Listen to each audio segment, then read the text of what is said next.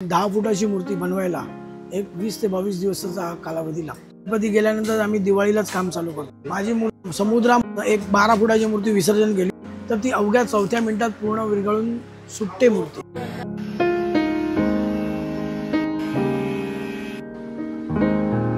नमस्कार मंडळी, माझं नाव आदित्य कांसे. स्वागत करतो आपल्या चॅनलच्या एका नवीन व्हिडिओमध्ये. मंडळींनो, आज मी आलेलो आहे विलेपार्ल्याला पेशवा आर्टमध्ये. इथे टिश्यू पेपरपासून मूर्ती बनवली जाते.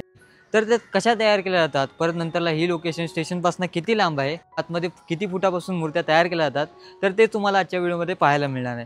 तर चला मित्रांनो, जास्त वेळ येता आजच्या व्हिडिओला आपण सुरुवात करूया. इकडे पुढे शिवसेना शाखा आहे आणि त्यासमोरच विलेपार्ल्याचा सम्राट बसतो. स्टेशनपासून अगदी 15 ते 20 मिनिटाच्या अंतरावर हे वर्कशॉप आहे. समोर बघता या साईडला. तर चला आतमध्ये जाऊया आणि बाप्पांच्या मूर्त्या बघूया.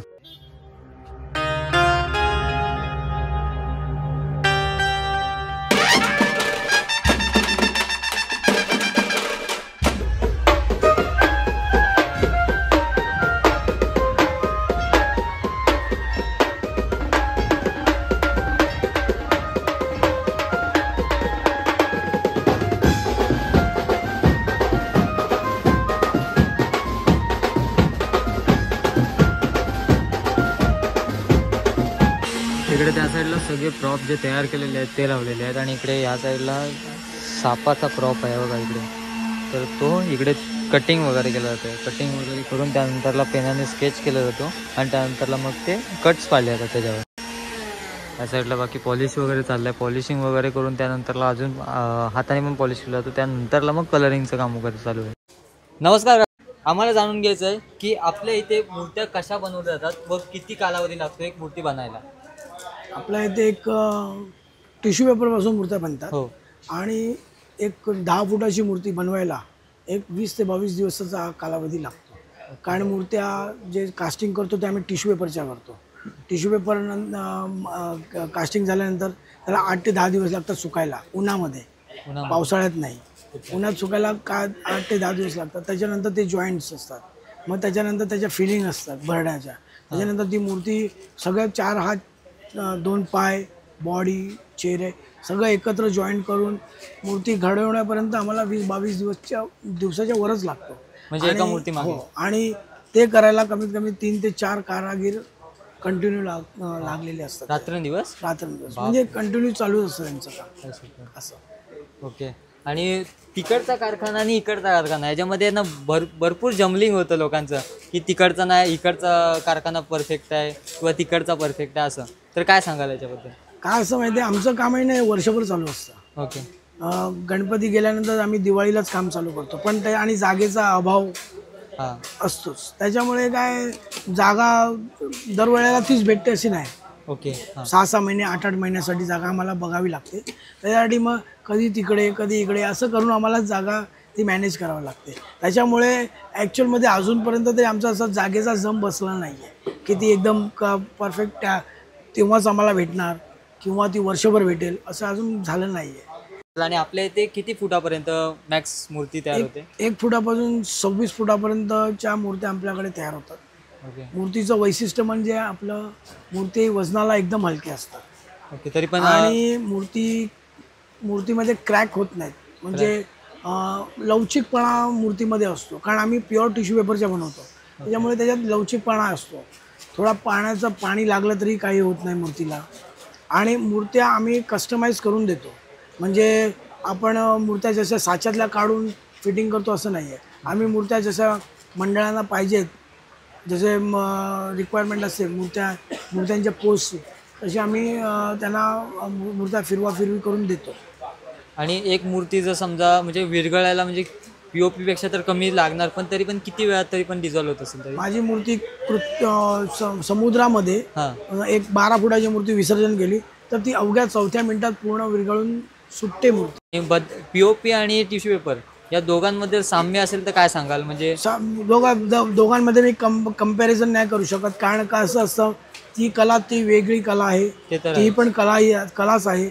मोठ्या मूर्त्या घडवणं, त्याच्यात POPच्या आणि वजनदार असतं त्या पण आणि ती पण कला आणि आमची ही पण कलाच आहे. म्हणून आम्ही कुठल्या कलेला पण नाव ठेवू शकत नाही. पण आमच्या मूर्त्याही तेवढ्या हलक्या असतात, वजनाला हलक्या असतात आणि साहजिक सहजपणे हाताळू शकतात मंडळ. तुम्ही जसे हार तुरे जशा मोठ्या मूर्त्यांना घालता तसे घालू शकता. बरोबर. 11 दिवस धोतर नेसू शकता. त्याच्यानंतर तुमच्या ट्रॅव्हलिंगमध्ये मूर्ती आपली खंडित होत नाही. हां. त्या आमच्या मूर्त्या लांब लांबपर्यंत जातात. म्हणजे एक भुसावळ, छत्रपती संभाजीनगर, ओके. त्याच्यानंतर पुण्याला आहे, गुजरातच्या त्या 4-4 मोठ्या मूर्त्या आहेत.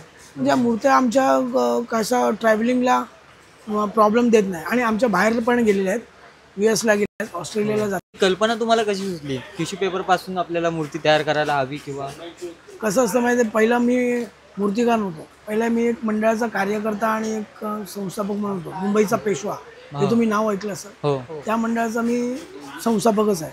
पण आम्ही पण त्यावेळेला मी पण विचार करतो, आम्ही मोठ्या मोठ्या मूर्त्या आणायचो. त्याच्या आम्ही 7-7 महिने त्याच्या उत्सवाच्या तयारीला लागायचो. आणि गणपती आले, धामधूममध्ये आणला, विसर्जन करायला गेला. पण गणपती विसर्जनानंतर आपण त्याच्याकडे आपलं दुर्लक्ष असतं. जे दुसऱ्या दिवशी दृश्य असतं ते आपल्याला पण बरोबर वाटत नाही. त्यावेळेला मी स्वतः विचार केला की आपण इको फ्रेंडली मूर्त्या का नाही बनवूया, म्हणजे लवकर विरघळणाऱ्या मूर्त्या. बरोबर. मग हे करता करता मूर्तिकार तर कोण तयारच नव्हते. म्हणून आम्ही स्वतःच हातात घेतलं की मूर्ती मीच बनवी. वडील माझे आजोबा ते गणपतीच बनवायचे. खूप मस्त मूर्त्या बनवतात तुम्ही. आणि खरंच ना, आज पंचवर्षीत तुमचं नाव गाजलं होतं की टिश्यू पेपरपासून मूर्ती अगदी सहज हाताळू शकते आणि कमी वजनाची मूर्ती आपल्या इथे भेटते. तर खूप छान वाटलं काका तुम्हाला भेटून. आणि आता पॉलिशिंग वगैरे चालू आहे ना? हो, आता काम अजून याच्यावर 4-4 कोड यायचे बाकी आहेत. 4 कोड यायचे बाकी. कारण मूर्ती पावसात भिजल्यावरही काही होऊ नये त्याच्यामुळे आम्हाला त्याची दक्षता जास्त घ्यावी लागते. बरोबर. म्हणजे कधी आगमनाच्या वेळेला जोराची सर येऊन जाते, हो. त्या मूर्तीला काय होऊ नये म्हणून आम्ही जास्त करून लक्ष त्याच्यावर देतो. आणि हे आम्हाला गणपतीचं ही R&D करायला, म्हणजे प्रयोग करायला आम्हाला 18 वर्षे झालेली आहे. आम्ही अजूनही शिकतोच आहेत. हां. म्हणजे आपण नवीन काय करू शकतो, नवीन काय करतो. बरोबर. ते आम्ही अजूनही शिकतो. थँक्यू काका, तुम्ही आम्हाला माहिती दिल्याबद्दल. आणि आता ऑडियन्सला बऱ्यापैकी समजलं की किती याच्यामागे प्रोसेस असते आणि किती कालावधी लागतो. ते तुम्ही सुरुवात केलात त्याच्यामुळे आज असंख्य मंडळ जे आहेत ते POP ऐवजी टिश्यू पेपरच्या मूर्त्या यूज करतात. खरंच खूप खूप धन्यवाद काका, तुम्ही तुमचा मौल्यवान वेळ दिल्याबद्दल. थँक्यू. धन्यवाद. चला, या साईडला मूर्त्या अजून बनतात, तयार होत आहेत. आणि लवकरच तयार झाल्या ना की आपण पुन्हा एकदा येणार आहे भेट द्यायला. घरी निघालो आहे तर पावसाची सुरुवात झाली. इकडे अभय पण आहे. अभय माझ्यासोबत आला होता. आम्ही दोघं सोबत आलेलो कारखाना बघायला. तर चला आता घरी निघालो आहे आणि जेवढं काय दाखवता आलं तेवढं दाखवायचा प्रयत्न केलेला आहे. विलेपार्ले स्टेशनपासून अगदी 15 ते 20 मिनिटाच्या अंतरावर हे वर्कशॉप आहे. आणि ते यायचं असेल तर विलेपार्लेचा सम्राट जिथे बसतो ना तिथनं अगदी 2 मिनिटाच्या अंतरावर, 2 मिनटं पण असेल, जवळच एकदम. तर नक्की तुम्हाला यायचं असेल तेव्हा तुम्ही येऊ शकता. तर आजची व्हिडिओ तुम्हाला कशी वाटली आवर्जून कळवा. चॅनल असाल तर चॅनलला नक्की सबस्क्राईब करा. तर बाय. पुन्हा भेटू कुठेतरी नवीन व्हिडिओमध्ये.